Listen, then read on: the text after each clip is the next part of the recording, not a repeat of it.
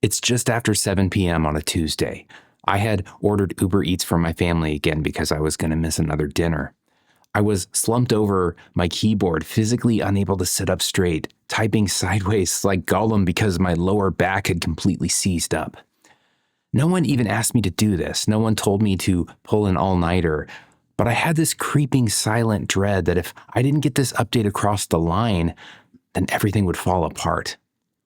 I remember staring at the carpet and asking myself, why am I doing this to myself? At the time, I thought I was just being a good provider. But looking back, I realized I wasn't just working hard. I was reliving a tragedy I thought I had escaped. You see, I have this ox mentality.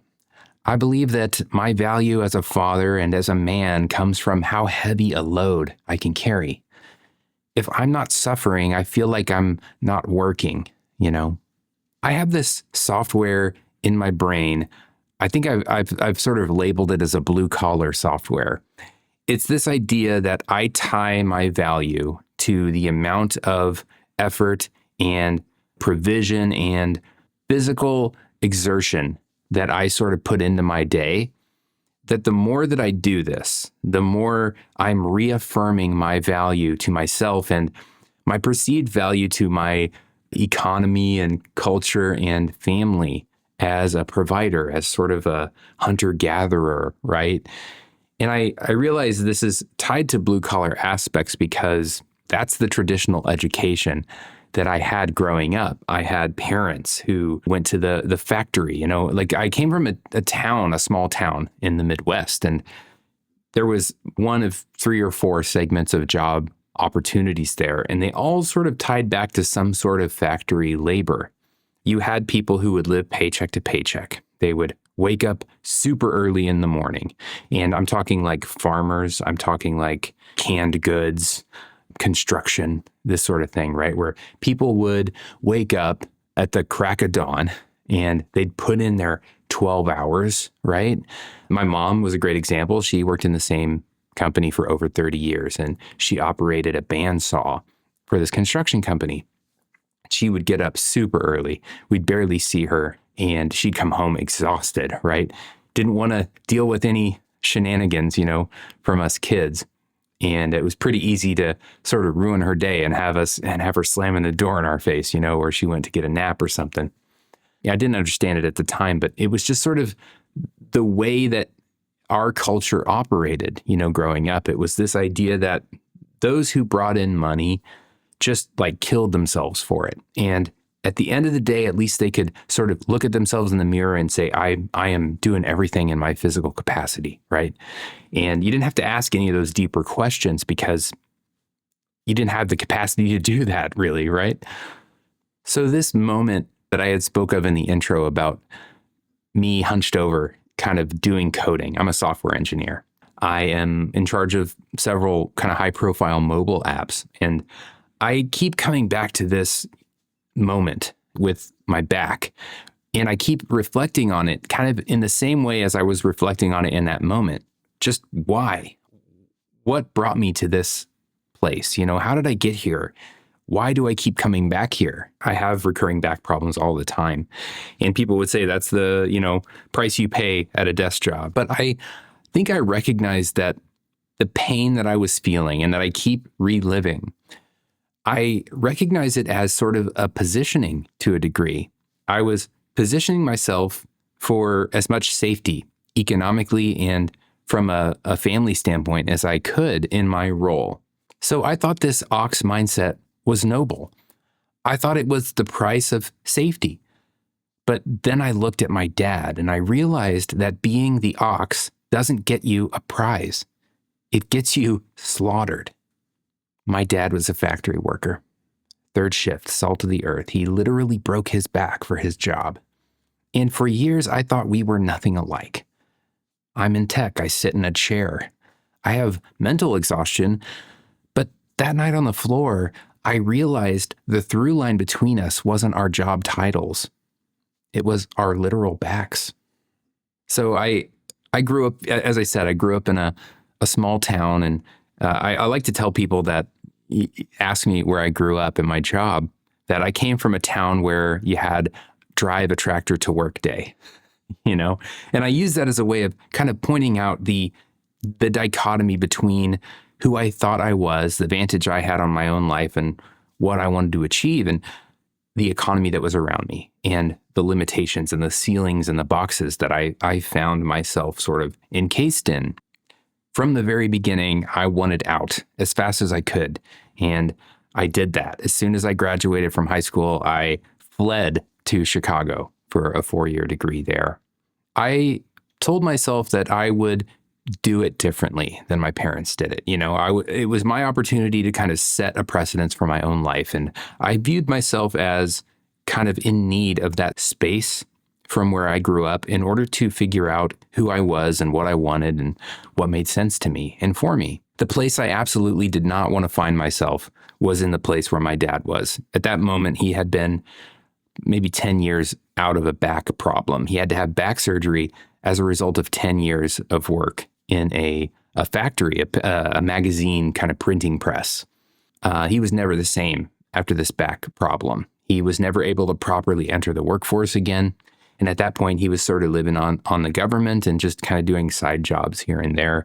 He had fallen and was in the process of falling steeply into vices like eating and smoking. And he had a history of drinking and all that. I viewed that as sort of like a cautionary tale to some degree, right? I would do things drastically differently. I would go get educated. I would not put my back at risk at all. In fact, I would do a white collar job. I would do a creative mental job. I wanted to do the opposite of what my dad did, and I felt like if I could at least accomplish that, then I would be somewhere. I really think there was a lot of trauma for me in how I grew up in the example that I had. And I really felt like a keen sense of obligation to find my purpose and to set a precedent for my life and to charge forward in a direction, lest I be in that same position where I was directionless and purposeless and hopeless. Fast forward to today, and I have this merry-go-round of physical problems as a result of the desk job that I occupy, and the tendency I have to kind of lose sight of everything around the focus of the problems that I'm trying to solve. It puts my physical health at risk continually. I'll wake up without the ability to move my neck in certain directions, or as I said in the intro, I have frequent lower back issues. And with a 3-year-old son, you don't want to be not able to move and carry on with him and banter. There's been several times where in the morning we're chasing each other around and I'll feel my back kind of slip and just kind of go, great, here's another 3 or 4 days where I'm not going to be able to walk right, I kind of write these issues, these minor physical problems off as sort of like prices that I have to pay as a result of the type of work that I do. But I hadn't really connected the dots so explicitly to how similar my experience is and the dangerous line that I'm treading continually as I get older and older here into my 40s. My dad lost his purpose when he couldn't carry the load anymore. In standing there in my office, I realized I was one bad layoff or one bad injury away from the exact same fate. Because just like him, I had tied my entire human value to a paycheck. This is the warning that I want to leave for the next generation, for my son, for all the sons and daughters out there. The danger isn't just burnout. The danger is tying your soul to an entity that doesn't have one. Especially in the last calendar year with the meteoric rise of AI in the tech sphere, I found myself extremely concerned and anxious about my positioning, not just in my own job, but in the economy of tech at large. I've come of age in the 2008, kind of the dot-com financial crisis. It was a really optimistic time with mobile development when the iPhone launched and everything. And there were so many ebbs and flows of technology. And I've kind of gotten used to the kind of, I call them sort of ocean waves, right? We kind of like have this big disruption and everything kind of settles, and then there's another big disruption. And you go through this enough and you sort of build some resistance and some hardness to it. Something feels a little strange though with AI because it's so disruptive in so many places, and it's kind of hard to see what the outcomes are going to sort of be. The tendency is to kind of historically even, right? The tendency I've had is to kind of get on top of these waves, just kind of ride them, learn about the new technology, find my way, right? Find where the trajectories are going and try to be in front of it and try to make sure that I am safe. And I've spent a lot of time anxious this year about where will software development be this time next year? Certainly with all these layoffs that you hear about, the waves of big companies laying off, the CEOs that are sort of championing the lack of necessity of humans and how efficient they're able to be with chatbots and automatic engineering, AI agents and things like that. So I found myself kind of scatterbrained. I'm sort of like I'm looking at the computer software fundamentals, kind of trying to refresh my memory on some of those things that, I haven't had to pay a ton of attention to in, day to day at the job.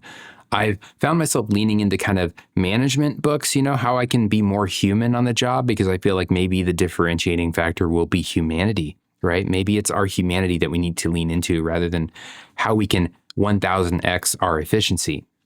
I've obviously spent time learning about all the tooling, the Claude codes and the codexes and the cursors and, just the different ways of doing software development. We have, agentic IDEs and we have, sub-agents and we have software integrations with CI/CL pipelines and all that stuff, right? The holiday break this year came at a really good time. It was an opportunity for me to kind of take stock of things and close my laptop and get off of social media, most importantly. And I recognize that I can't control the economy.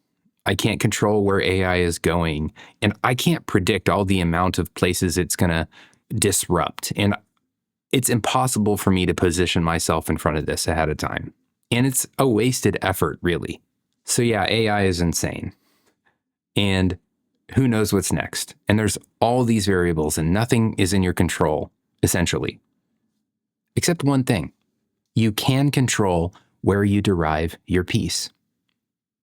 So what I want to remind you in this season of uncertainty, work is transactional.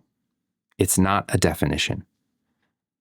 You need to find internal peace that isn't dependent on quarterly reviews and external assessments.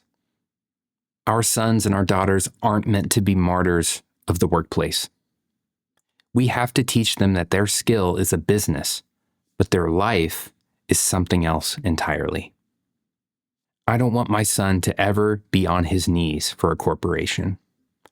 I want him to know that his value comes from curiosity, his love, and his character, not his job title.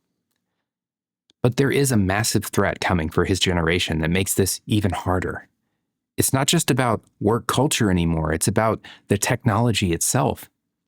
We are entering the AI slop era, and it is threatening to rob our kids of the very thing that makes them human, their ability to think and create for themselves.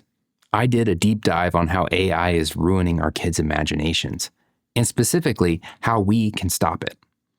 So if you want to protect their future from the machine that we just talked about, then you need to watch this video next. And thanks for watching.